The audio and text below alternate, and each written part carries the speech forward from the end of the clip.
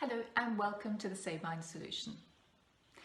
In part 2 of the Success series, I'll be sharing with you some of the fundamentals in thinking about, planning and taking the steps needed so that you are able to achieve your own personal success. If you've come across the channel for the first time, I would invite you to actually have a look at video 1 because each video has been done in a particular sequence so that you get the most out of it. So in part 2, we're going to be looking at goals to start with. We're going to be looking at ensuring that the goals are achieved as opposed to just being a wish list. The second thing that we're going to be looking at is time management. Now, I'm going to be sharing with you some of the ideas and tips that I've used with clients to great success in my private practice. And the last thing that we're going to be looking at is knowledge. And that can make the difference between failure and success. So the first thing that we're going to be looking at are goals. There is a debate on whether goals are helpful or good, but I think the answer lies more in how we set the goals as opposed to actually setting the goals. What is a goal? Goals are aims, wishes, wants, needs. We can, of course, go through life without officially setting any goals for ourselves. But actually, we achieve and have goals every single day. If you want to buy a loaf of bread, if you go and meet a friend, all of these things start with a want or a need.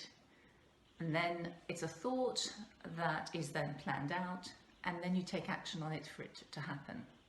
So the main difference between those small daily goals and the ones that you set, for example, New Year's Eve, are the number of steps, the number of actions you need to be able to make those goals happen. So this is actually where micro goals come in. But before we look at micro goals, do you know what your life goals are? Do you want a better social life? To be wealthy, to be more relaxed and calm? Do you want to be loved, or do you want to learn an instrument? I'd like you to take some time out of your day and really think about your own personal goals. When I say your own personal goals, is because we can really be influenced by social media or what other people are doing, but it's really important that your goals excite you. It's really important that they mean something to you, and not actually something that somebody else is doing or if you feel that you ought to do.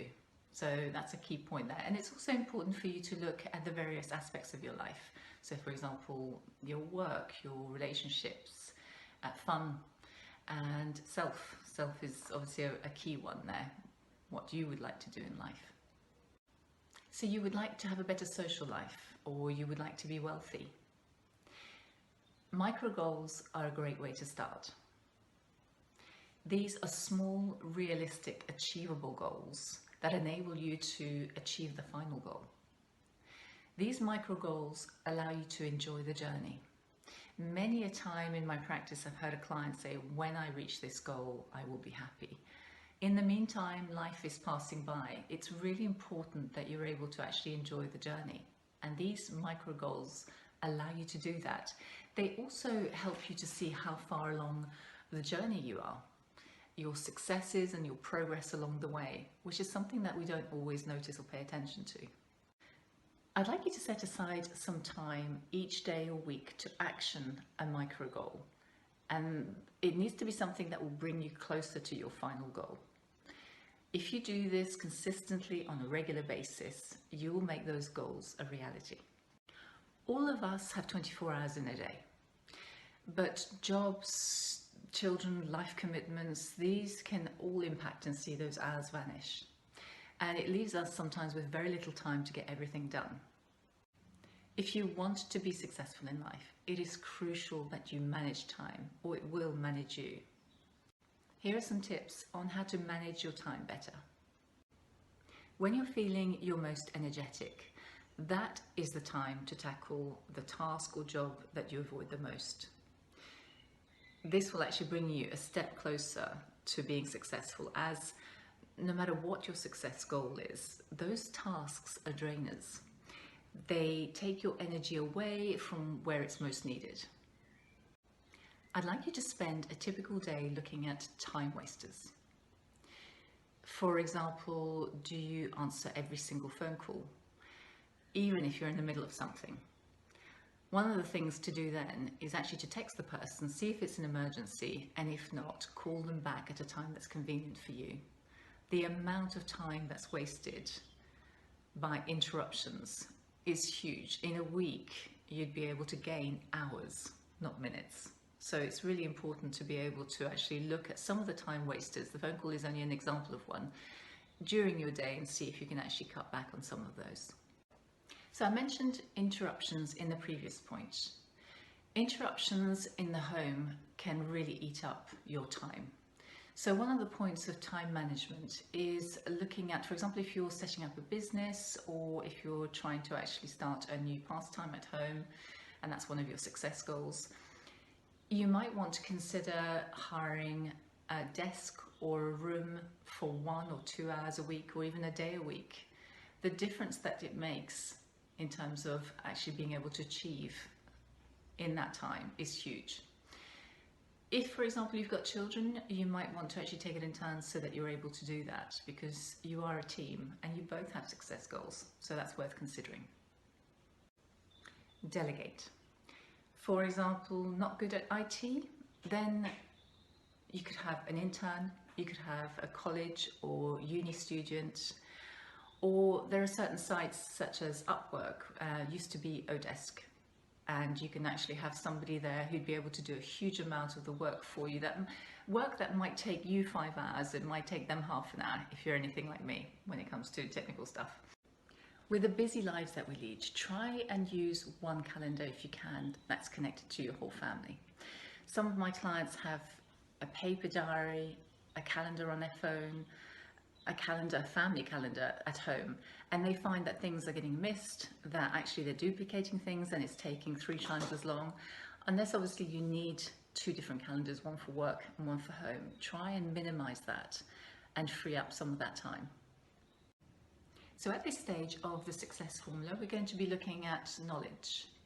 So you have your success goal, but how much do you know about it? We're going to be looking at some key areas to look at when increasing your knowledge in order to be successful. Successful people read a lot. So read books on people who specialize in what you'd like to succeed in. If reading books is not your thing, then an audio version might be for you.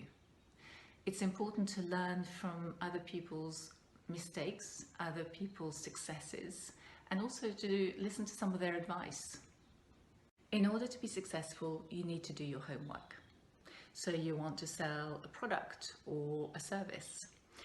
You need to learn about each stage of that process, and if you're not sure, you need to find out what those steps are. Do not make the mistake of thinking that you'll learn as you go. Yes, there are many people who are successful who might have done that, but actually more often than not, you will lose a lot of time and a lot of money finding out about your costs. Whether you want to learn how to play piano or you want to set up an online business, it's really important to know what the costs are. And not just the setup costs. It's important for you to know what you're looking at in terms of financing it, financing your venture in the future. Know your market. Now, this might not be applicable to everybody, depending on your success goal, but knowing your market and doing research is key to a successful business. Now, you could do a video on this topic all on its own. Actually, there is a video which might be helpful to get you started by Research Rockstar Training and Staffing, I believe. And it's called What is Market Research, or What is Marketing Research? So you might find that helpful. But it is key in terms of knowledge to start a successful business. So all the points that I'm looking at in the Success series are full of possibilities, your possibilities. And I really hope that you'll be encouraged and excited at the prospect of realizing your success goals and creating an extraordinary life as a result. So if you've liked the content of this video, then please press the subscribe button. I will be uploading a new video each week. And if you have any comments, anything that's been helpful, anything that you'd like to share with everybody else, then I'd love to hear from you. Thanks very much for watching.